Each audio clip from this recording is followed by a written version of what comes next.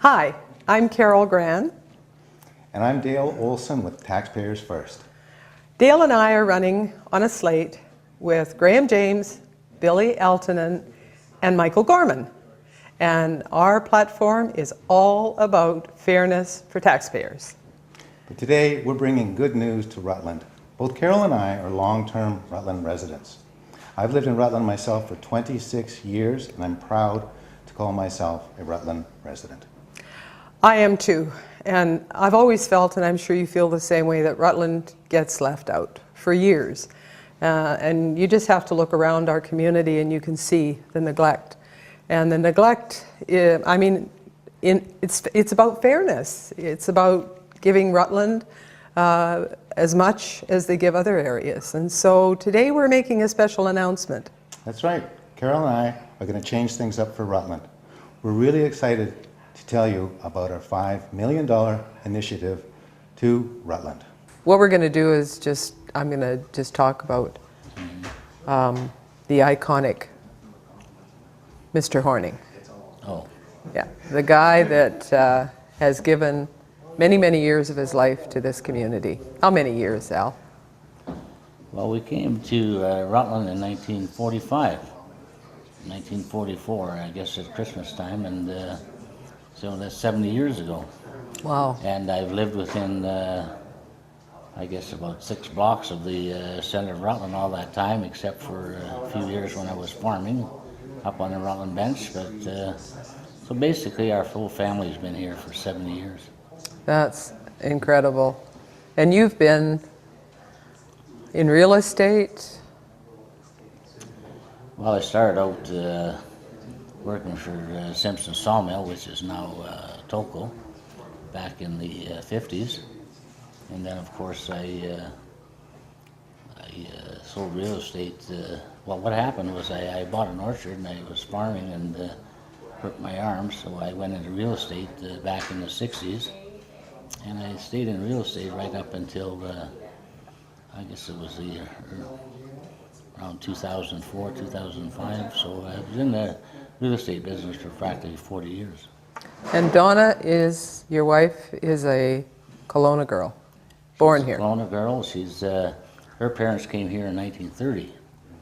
So when she was born here, and we met. We were teenagers when we met. I was playing hockey, and that's how we met. She come to the rink, and we met, and I started taking her out. I was 16, she was 14, and we've been together ever since. Wow.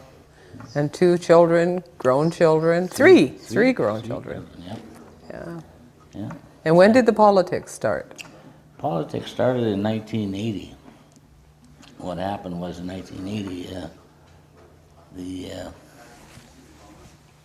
council of the day wanted us we were playing ball, and our kids were playing ball and what have you, and the city was wanting to charge all the kids to play on the fields, to play soccer and to play ball.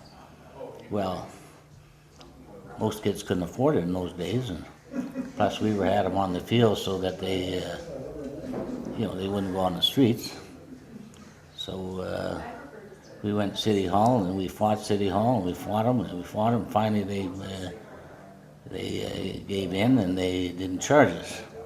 So the following year, I was picked to run on council to look after all the people in sports, so this wouldn't happen again to them. So that's how I got into politics, and I got elected. And so I spent 8 years on council, and after 8 years, I ran for the nomination for the Conservative Party, and then I got elected, and then as MP back in 1988. Stayed there till 1994, and after that, did real estate for several years, and then I ran for council and got elected again in the 2002, I think it was, but. And after that, I ran for the BC Liberals, got elected as the MLA.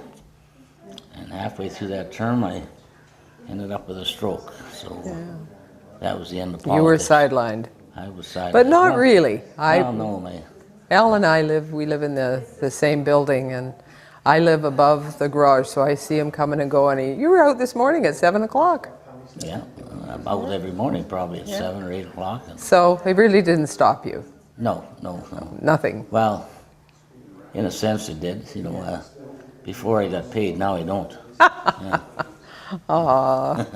So Al, we just want to talk a little bit about the needs in Rutland, and you and I both know that there's lots of them. And you've been involved in one of the most prominent issues in our community. Well, I guess you could probably call that the Rutland Centennial Park. And, the park's been sitting there idle for years, and the Rutland Centennial Hall's been well used by people all through Kelowna.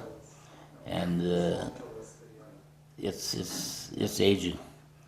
And we're having trouble to keep it up. So the reason I ran for the board was my idea was to work with the city and see if we can find some way of keeping the hall going, and also doing something with the fields. And of course, when the road issue came up, the city said, "Well, look, we'll buy that road from you, and the money from that will go give it to you to put into the hall to fix it up." So that's where we're at now, and they're also going to take over the park, and they're going to be spending millions on that. And I just hope any of the councillors that get elected in this election, that they continue the work that the previous council did, and mainly Jerry Zimmerman and Colin Basran. They were at all our meetings and knew exactly what we wanted, and opened the doors at City Hall for us. So that part's been good. And so anyway, we're at the situation now where that whichever council gets elected, we want them to make sure that they continue that, make sure it's done the way we want it. We don't just want just some grass out there and what have you. We've got a concept that we've proposed. It includes the soccer field, and we want that soccer field to be a turf and to have lights. That way it'll get lots of usage. A straight field won't get the usage, and we need usage out here. We want that part to be used. And of course we're putting in pickleball courts with lights, we hope, and we're looking at a pavilion which will have a stage and washrooms and everything in there, and a garden where you can sit and enjoy yourself, and there'll be walking paths throughout. So it'll be a constant. It'll be a centerpiece of Rutland, and we just want the next council, whoever's elected, to continue that and hopefully do it in the next few years, not wait forever and ever. The commitment is that we want it done within the next 3 years. And, well, it's high time. Well, I mean, Rutland really has been left out. Well, yeah, and I can tell you where it's really been left out is in the situation with sewer. Half of Rutland, most people don't know that most parts of Rutland center, right beside the shopping center, there's no sewer. Those people are all on septic tank and have been for years. You mean the one at 33 and... Yeah. Really? That's, yeah. I didn't even know that. There. Yeah, and there's no sewer. All that area here in the flat, there's no sewer. And the reason for that is most of Rutland, when they did put the sewer in, it was done with grants from the provincial government, and the city hasn't gone after grants to do it, and the people there will not do it without grants because it's too expensive for them. So we're hopefully the next council too will go after the provincial government for some sewer grants for out here to continue to put the sewer in there, because there's a lot of development that can take place, but you can see a lot of empty lots there. The reason they're empty is because you can't build on them because there's no sewer. You can only have density so much when you have septic tanks.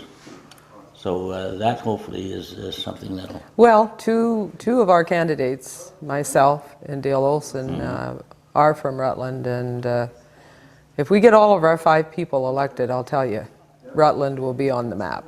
With my stroke, I use a wheelchair every once in a while, and I've got an electric one, and I go up to Rutland with it. I'm only about 4 blocks from the center of Rutland, but going up there, I go up the sidewalk. I have to leave the sidewalk because there's a telephone pole in the middle of the sidewalk, you know, those kinds of things. We got roads out here that are, you know, we finally got Leithhead Road paved, and it's great, you know, but we need others paved, and we need, you know, some storm sewers and things of this nature, you know. You go down Rutland Road and sidewalk on one side on a busy road like that, there's crosswalks, but there's no lights in some places, and they need them. And down by the Sikh temple there's mud and everything where the road is widened and what have you. It's all dirt, and you know, it looks lousy. And people use Rutland Road, you know, and it's. Remember, Highway 33 is the main road to the States, and the big white tourists go through there. So we wanted beautification and what have you, and it's coming. Urba has done lots for Rutland. They're doing more, but they need the help of the city. You know, we can't do it all ourselves. So I guess my question is, if we do manage to get elected, we'll be looking to you for advice on how to make a lot of this happen. Well, I'm here for advice all the time. I have been for years. Most people that know me, they, you know, when I sit down in a coffee shop, there's always a crowd around, and what do we talk about? If it's not golf and sports, it's politics. Yeah. And we all have our areas of the city where we all bring up the issues that we need in there. Yeah. And I can tell you, the issues that are brought up all the time, and most of them are in Rutland or in Glenmore. Yeah, no, that's true. And I've been at some of your little coffee clutches, and there is a lot of good, timely discussion. Right. So, and what about Bentley Park?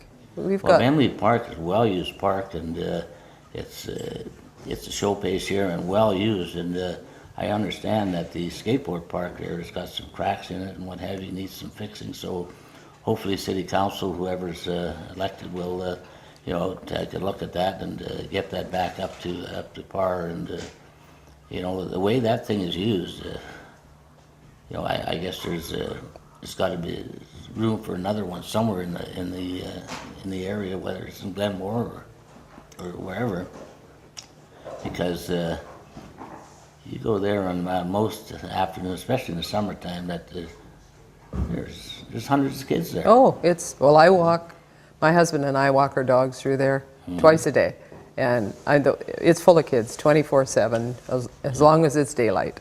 And in the summertime, of course, Yeah. they got the water. The water feature, yeah. Feature there Yeah. that the kids use and what have Yeah. you. So it's a well-used park. It is. Yeah. It is. And you know, Centennial Park would be as good, if not better. And you know, a little different concept. You know, more on the sports end of it, but it'll be also used for May Day and what have you there. And going back to the hall, you know, fixing it up, we're getting $800,000, and you know, we don't know if that's enough. We don't know exactly. Probably what it's we're gonna not. The hall probably needs No, more than that. But then there's, you know, we have to work with City Council on that too, on the basis of getting grants, because that hall was built in 1967 on the centennial year, and in 2017 is going to be centennial year again. So with the city's help, maybe we can go for some more grants, Yeah. you know, to do what we want to do there. But what's going to happen there, and what's going to happen in the field, in the park itself, there'll be committees put together, and they will come up with a concept and deal with the city. And I expect to be on there, but there'll be other people in the community that'll be on it, and hopefully it'll be done sooner or later. There's lots of people that care about Rutland. Lots of good, solid people in this community. Thank you very much, Al, My pleasure. for talking to us and giving us your opinions. And we're looking forward to working with you after the election. Well, good luck in the election. Thank you. $5 million additional money. So that means that $1 million will go toward the Centennial Hall. And that will give them $1.8 million to upgrade the hall, which is in need of extensive upgrading. It is, and it'll be money well spent. But over and above that, there's an additional $4 million that we intend to use to improve our road conditions and particularly our sidewalks in the Rutland area. More of these monies will be used at the Bentley Park. Bentley Park is a wonderful facility, but some parts of it are wearing and in need of repairs. Well, the part that's in need of repairs is the skateboard park for the kids. And it's used 24/7, full of kids in all the daylight hours. I suspect maybe even when it's dark. But I think it's time to either repair it or to upgrade it or to actually replace it. And that'll cost a few dollars, but it's money well spent. That's right. And we're not talking about new tax dollars. We're talking about money coming from our P4 initiatives that we've announced earlier. So this is an exciting concept that we have, and if you elect all 5 Taxpayers First candidates, $5 million additional dollars will go toward Rutland. Go Rutland. Now, voting day is November 15th. We look forward to seeing you there, and please vote for all 5 of the Taxpayers First candidates.